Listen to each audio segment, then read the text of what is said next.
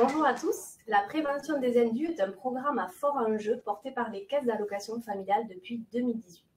Alors que leur principale mission est d'assurer le paiement juste, rapide et régulier des droits, elles restent confrontées à des indus trop importants qui dégradent la relation de confiance avec les usagers et la qualité perçue sur les services rendus.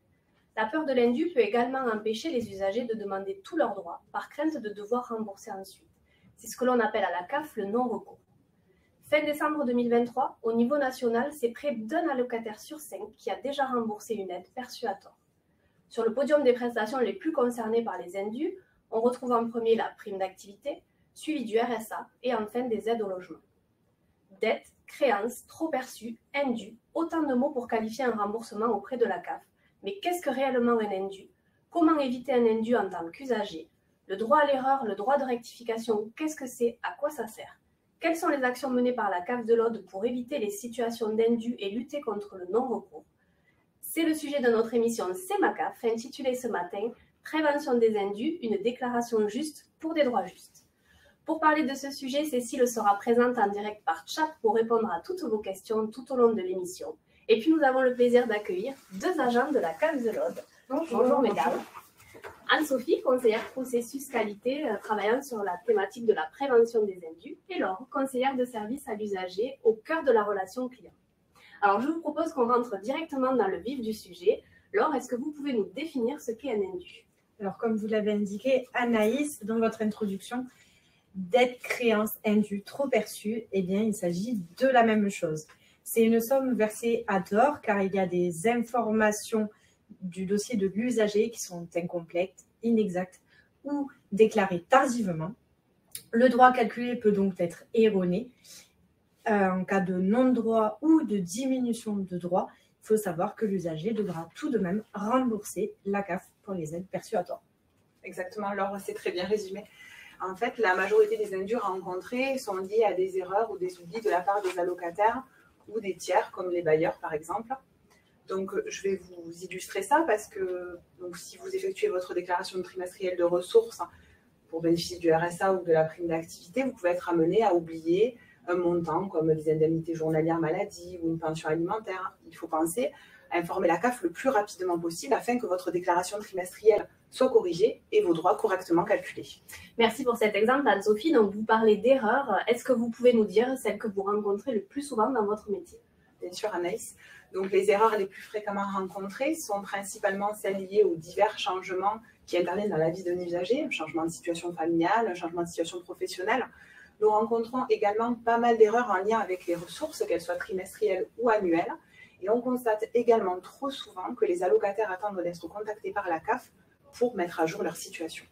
Donc, vous l'avez compris, il est donc primordial de ne pas attendre un contact, que ce soit un mail ou un courrier de la CAF pour pouvoir déclarer tout changement de situation. Si vous permettez, Anaïs, avec Anne-Sophie, nous aimerions vous présenter quelques petites notions justement pour éviter ces erreurs. Anne-Sophie, je te laisse débuter avec la première. Alors, au sens de la CAF, il n'est pas nécessaire d'être marié ou pacsé pour être considéré comme vivant en couple.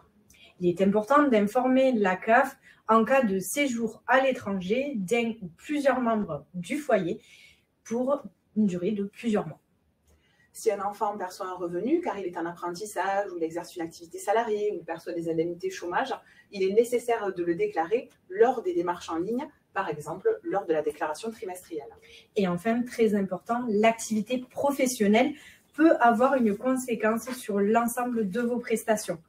Donc, tout changement d'activité, que ce soit une perte ou une reprise, doit être déclaré au plus tôt à la CAF, même si c'est pour une courte durée. Merci pour ces éclaircissements. Donc, Laure, Anne-Sophie, est-ce que vous pouvez maintenant nous indiquer quels sont les bons réflexes à adopter pour éviter justement toutes ces erreurs que vous venez de citer? Vas-y. Alors, il y a 4 principaux réflexes à retenir. Le premier réflexe, c'est déclarer immédiatement tout changement de situation pour tous les membres du foyer, et ce, quelle que soit la durée. Alors là, qu'est-ce que vous entendez par changement de situation? Eh bien, tous les changements en lien avec la vie de couple, comme par exemple un mariage, un PACS, un concubinage, une vie commune, une séparation, un divorce, ou bien tous ceux qui sont en lien avec la vie familiale, comme une grossesse, une naissance, une adoption, le départ ou le retour d'un enfant, ou l'arrivée ou le départ d'une autre personne au sein du foyer. Il ne faut pas oublier aussi la situation des enfants, la scolarisation, l'apprentissage, une entrée dans la vie active, un placement ou une reprise d'études, la situation professionnelle de l'ensemble du foyer, que ce soit pour l'usager ou pour le conjoint, les enfants ou les autres personnes. Et enfin, les coordonnées, l'état civil, l'adresse postale, l'adresse mail, le numéro de téléphone et les coordonnées bancaires. Anne-Sophie, deuxième réflexe. Déclarer juste, être précis, ne pas faire de déclaration approximative. Vous l'aurez compris, c'est donc ça le second réflexe. Il faut effectuer en toute autonomie ces démarches pour bénéficier de ses droits, c'est-à-dire vérifier les informations concernant son dossier, les confirmer ou signaler un changement avant toute déclaration. Déclarer toutes les ressources des membres du foyer à partir des justificatifs, que ce soit les bulletins de salaire, les avis d'imposition par exemple, et déclarer les revenus sur le mois de perception. C'est-à-dire que si le salaire du mois de juin est versé sur le mois de juillet, il faudra le déclarer sur le mois de juillet. Anne-Sophie, vous parliez d'autonomie de la part de la locataire, mais la CAF n'est-elle pas amenée, elle aussi, parfois, à demander des justificatifs ou des informations complémentaires à ses usagers? Justement, j'y viens, Anaïs, c'est le troisième réflexe, répondre aux demandes de la CAF. Une démarche sans réponse peut avoir un impact sur vos droits. L'usager peut envoyer en dématérialisé un document attendu par la CAF depuis son espace Mon compte du site internet caf.fr ou alors depuis l'application mobile. C'est simple, il suffit de cliquer sur la rubrique « Suivre mes démarches à transmettre ». Soyez vigilants lorsqu'il y a une alerte sur l'espace Mon compte, c'est que la CAF attend quelque chose, que ce soit une démarche ou alors un document. Et voilà, Anaïs, nous venons de vous présenter l'ensemble des bons réflexes à adopter pour le bon fonctionnement d'un dossier CAF. Est-ce que c'est bon pour vous? Oui, je vais récapituler du coup les 4 réflexes. Donc, nous avons déclaré tout changement sans attendre, déclarer juste, répondre aux demandes de la CAF. Et là, il me semble quand même qu'il y a une erreur, il manque un réflexe. Oups, j'ai fait une erreur. Bonne remarque, Anaïs. Le dernier réflexe, c'est bien « je signale une erreur » comme vous venez si bien de le faire. Il arrive de se tromper lors des déclarations. En cas d'erreur, il faut impérativement et au plus vite en informer la CAF. Alors, comment l'usager, la locataire, peut-il déclarer, signaler son erreur à la CAF? Eh bien, c'est tout simple. À tout moment, l'usager peut informer la CAF qu'il s'est trompé dans sa déclaration ou qu'il a oublié de déclarer une information. Donc, si son erreur concerne les ressources, il doit contacter la CAF pour les modifier en envoyant un mail, en sélectionnant le motif « Oups, j'ai fait une erreur ». Toutefois, si son erreur concerne sa vie personnelle ou sa vie professionnelle, eh bien là, la locataire peut corriger de lui-même depuis son espace Mon compte dans l'onglet Mon profil ou déclarer un changement. Alors attention, l'usager devra tout de même rembourser l'aide versée à tort à la CAF. Et sachez, donc depuis la loi ESSOC, à la réception d'une notification de dette, si l'assuré estime que ses données sont incomplètes ou erronées, il peut faire valoir son droit de rectification. Est-ce que vous pouvez nous en dire un petit peu plus sur ce droit de rectification? Bien sûr, Anaïs. Donc, ce droit de rectification permet de faire modifier les éléments qui ont servi au recalcul des droits si l'usager constate que les informations sont erronées ou incomplètes et ont produit un indu. Il faut savoir aussi que ça ne concerne pas les bailleurs. Donc, en utilisant ce droit à l'erreur, droit de rectification, la locataire peut régulariser son dossier en évitant une sanction, que ce soit une pénalité financière ou une suspension de ses droits. Par contre, il faut bien respecter les 3 conditions suivantes. La première, c'est ignorer la règle ou alors c'est la première fois qu'il fait une erreur.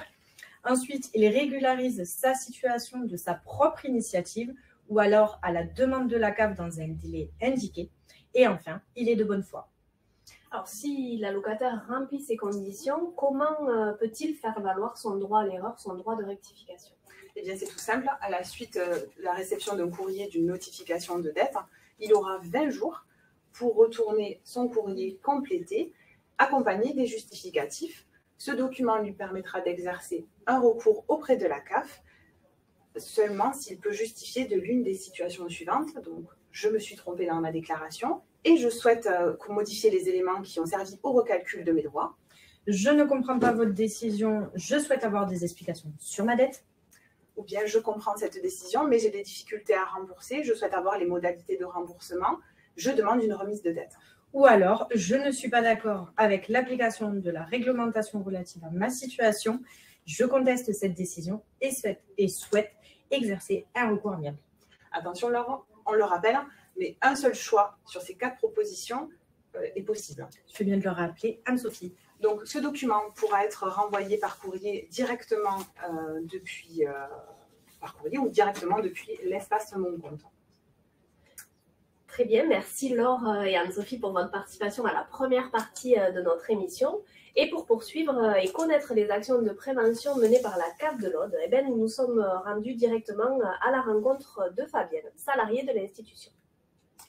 Bonjour Fabienne, merci d'avoir accepté de répondre à quelques questions dans le cadre de l'émission C'est ma CAF. Bonjour Anaïs, avec plaisir. Alors avant de commencer, est-ce que vous pouvez vous présenter en quelques mots? Donc, je suis Fabienne Chenouf, donc je travaille depuis 15 ans au sein du service prestation de la CAF de l'Aude. Actuellement, je suis responsable du pôle qualité et service au réseau et également référente locale de la prévention des indus. Alors, est-ce que vous pouvez nous dire justement quel est votre rôle dans la prévention des indus à la CAF de l'Aude? Mon rôle se résume en trois choses, en fait, 3 actions. Relayer auprès de mes collègues pendant les réunions, par exemple, donc toutes les informations relatives à la prévention des indus, que ce soit la réglementation, les instructions du national pour le traitement, les campagnes de communication qui sont mises en œuvre.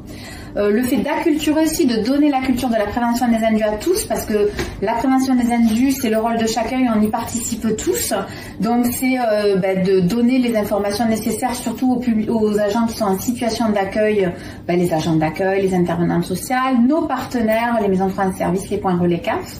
Et enfin, c'est d'échanger avec mes collègues des autres CAF, de la région, du national, pour remonter nos problématiques locales et puis aussi s'échanger des bonnes idées d'animation sur cette thématique-là pour justement toujours mieux communiquer auprès du public allocataire.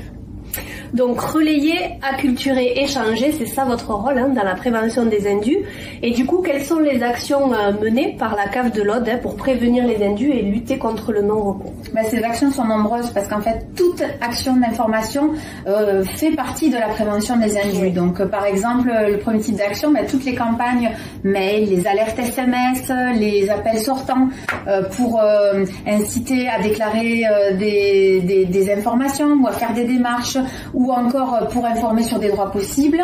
Les campagnes plus ciblées dans des situations particulières comme le départ à l'étranger, le début d'activité d'un enfant, la mise en couple, la colocation par exemple, sont aussi des actions de prévention des indus. Les webinaires qu'on peut réaliser pour montrer même à l'écran les principales démarches à réaliser, notamment pour répondre à un contrôle de situation ou pour une déclaration de ressources.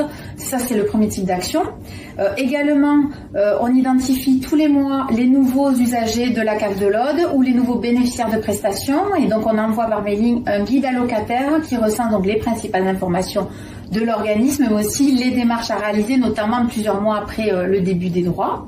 Et enfin, on essaie aussi d'accompagner nos partenaires et de les informer pour qu'ils fassent la promotion aussi des bons réflexes de déclaration auprès des usagers. Merci Fabienne de nous avoir reçus et de nous avoir accordé ces quelques minutes. Avec grand plaisir Anaïs. À la suite de l'interview de Fabienne, nous sommes allés recueillir le témoignage d'un allocataire qui était présent dans l'espace multiservice de la CAF de Narbonne. Bonjour monsieur. Bonjour madame. Est-ce que je peux vous déranger quelques petites minutes pour répondre à des questions pour l'émission C'est ma CAF? Oui, pas de problème. Ok, merci. Est-ce que vous pouvez déjà nous dire pourquoi vous êtes venu à la CAF aujourd'hui? Alors je suis venu faire ma déclaration trimestrielle de prime d'activité.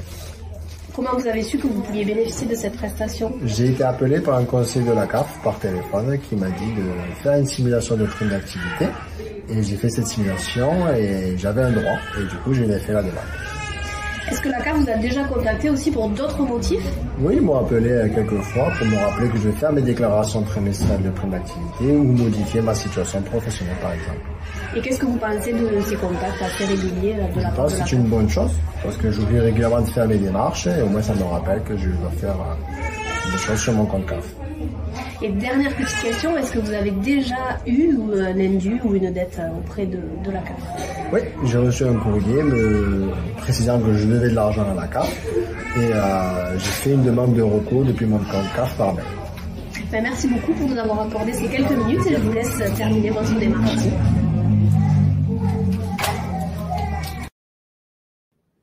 Je tiens à remercier encore Fabienne et Jérémy pour leur intervention qui démontre bien que les finalités des CAF est de fiabiliser les situations des allocataires afin de contribuer à la prévention des erreurs et des indus et lutter aussi contre le non-recours. Notre émission C'est ma CAF se termine. Merci à toutes les deux pour votre intervention et votre participation à cette première édition. Merci à l'équipe technique d'avoir été présent. Merci à tous de nous avoir suivis. Vous pourrez bien évidemment retrouver le replay de cette émission sur la chaîne YouTube de la Cave de l'Aude. Et surtout, n'oublions pas, Les indus, c'est tabou, nous en viendrons tous à bout.